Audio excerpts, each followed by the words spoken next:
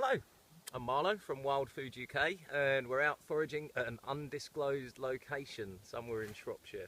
The reason it's undisclosed is because we just found this beauty that you had in the shot a second ago. I don't know if you recognise it straight away, but we do. This is a porcini mushroom. That's what the Italians call it. The French call it a cep.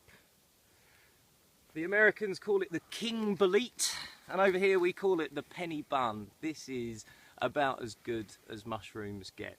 This one has been eaten a little bit by some slugs, but there is still absolutely loads of lovely, lovely flesh on this mushroom. So how do you identify that you've got a porcini?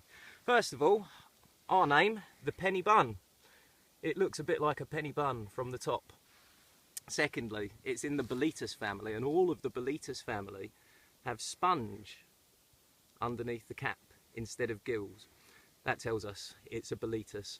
The sponge on the porcini is white. It will yellow a bit as it gets older.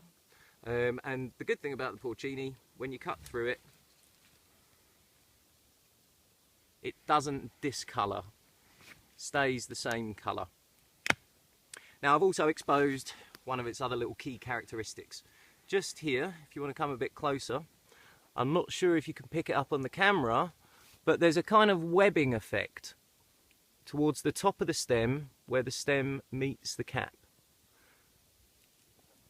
So all those things tell me I've got a porcini. There's one look-alike, the bitter bolete, which you don't want to eat, not because it's poisonous, but because it's very, very bitter. And you can tell straight away when you've got a bitter bolete.